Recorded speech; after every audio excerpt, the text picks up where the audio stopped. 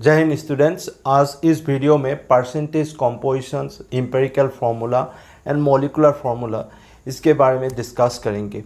अब percentage compositions क्या है? परसेंटेज कॉम्पोजिशंस है एक कंपाउंड्स में उसका एलिमेंट्स कितना परसेंट प्रेजेंट है, कितना परसेंट वो एलिमेंट्स प्रेजेंट है, उसको हम परसेंटेज कॉम्पोजिशंस यानी परसेंटेज ऑफ एलिमेंट बोल सकते हैं।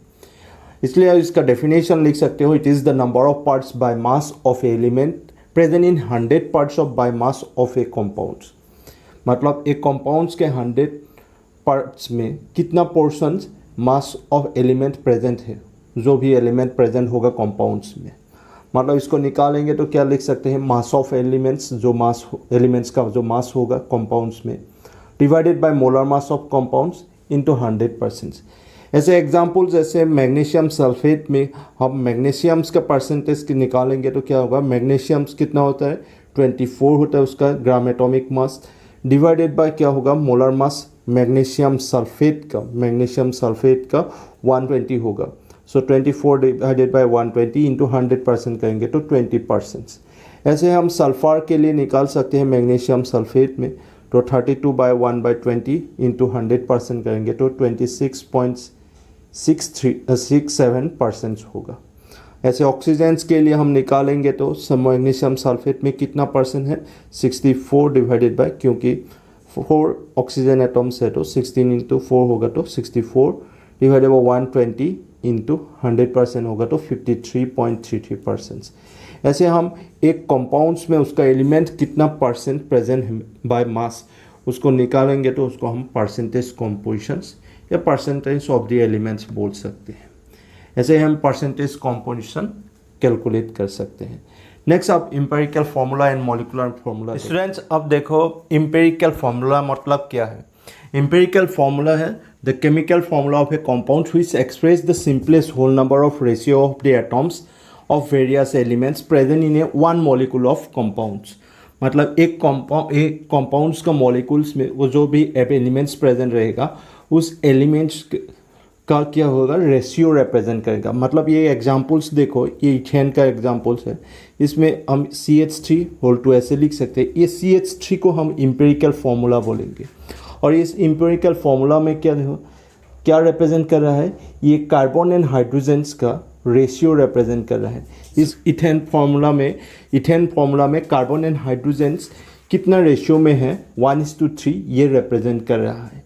अब स्टूडेंट्स मॉलिक्यूलर फार्मूला में देखो, मॉलिक्यूलर फार्मूला भी एक केमिकल फार्मूला है। ये क्या होगा, कंपाउंड्स का जो मॉलिक्यूल्स होगा उस मॉलिक्यूल्स का में जो भी एलिमेंट्स होगा, एलिमेंट्स का जो एक्चुअल नंबर ऑफ एटम्स कितना प्रेजेंट है वो रिप्रेजेंट करेगा। ऐसे एग्जांपल इथेन के लिए हम मॉलिक्यूलर फार्मूला लिख सकते हैं C2H6। अब इसमें जो भी एक नंबर्स दिख रहा है, ये नंबर्स के हो रहे actual number of atoms represent कर रहा है। मतलब ये मॉलिक्यूल्स का ट्रू फार्मूला भी बोल सकते हो। एक्चुअली ये molecular formula and empirical formula दोनों ही केमिकल फार्मूला है, लेकिन एम्पिरिकल फार्मूला रिप्रेजेंट कर रहा है जो भी एलिमेंट्स प्रेजेंट हो उसका रेशियो रिप्रेजेंट कर रहा है, और मॉलिक्यूलर फार्मूला में उस एटम्स का एक्चुअल नंबर्स ऑफ एटम्स कितना प्रेजेंट है वो रिप्रेजेंट कर रहा है। यही है empirical formula and molecular formula के बीच में डिफरेंस। स्टूडेंट्स अब इस न्यूमेरिकल पर देखो, इसमें हम empirical formula and molecular formula निकालना है।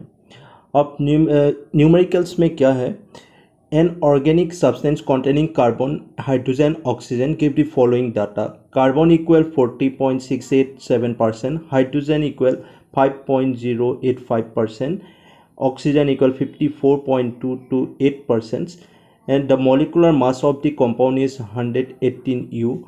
Calculate the empirical formula and molecular formula of the compounds. अब इसके परसेंटेज कॉम्पोजिशंस यूज़ करके हमको empirical formula and molecular formula determine करना है। ऐसे हम देखो, अब सॉल्यूशंस में देखो स्टूडेंट्स, अब सॉल्यूशंस में देखो, सॉल्यूशंस में क्या करेंगे, हम जो भी एलिमेंट्स का जो परसेंटेज दिया है उसको यूज़ करके, और मॉलिक्यूलर मास भी दिया है क्वेश्चंस में, उसको यूज़ करके हमको मॉलिक्यूलर फार्मूला निकालना है। इसके लिए एम्पिरिकल फार्मूला और मॉलिक्यूलर फार्मूला निकालने के लिए कुछ मेथड्स हैं। अब कुछ ही मेथड्स क्या है देखो, मेथड्स को ये टेबल में एक्सप्रेस किया है। देखो मेथड्स में क्या होगा, एलिमेंट्स पहले लिख लेना चाहिए, जो भी क्वेश्चंस में एलिमेंट्स दिया है, कार्बन, हाइड्रोजन, ऑक्सीजन। अब इसका परसेंटेज वैल्यू जो भी होगा उसको हम एज ए ग्राम कंसीडर करेंगे कि एज ए ग्राम 100 में कितना ग्राम है ऐसे कंसीडर कर लेंगे।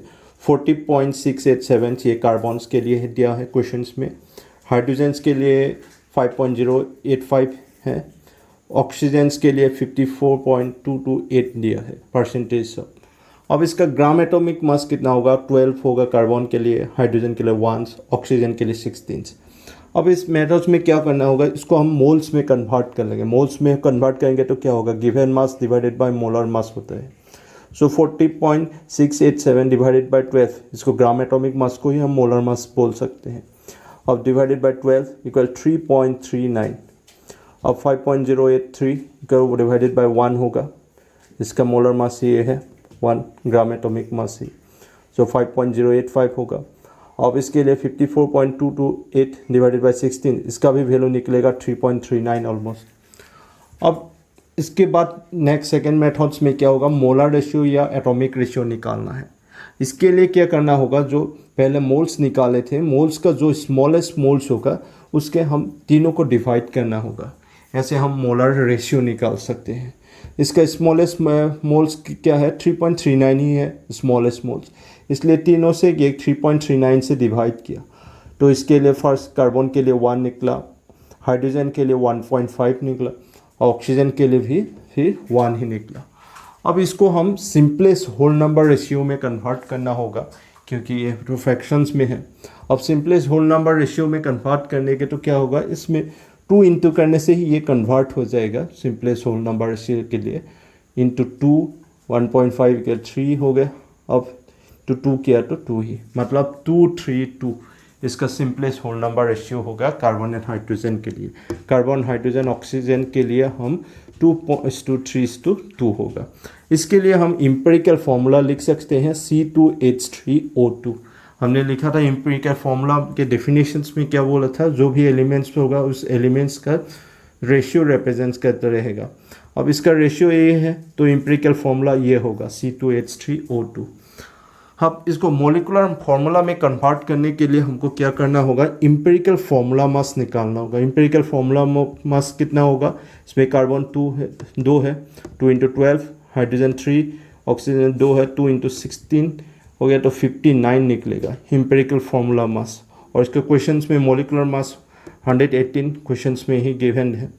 अब इसका n निकाल सकते हैं, n मतलब इम्पेरिकल फॉर्मूला के जो फैक्टर इंटू होता है उसको हम n बोल रहे थे। n निकालेंगे तो क्या होगा, molecular mass divided by empirical formula mass, 118 divided by 59 equal 2। अब मोलिकुलर फॉर्मूला क्या निकलेगा, अब molecular formula equal empirical formula into n, मतलब C2H3O2 इंटू 2 मतलब C4H6O4 होगा, ये इसका मोलिकुलर फॉर्मूला।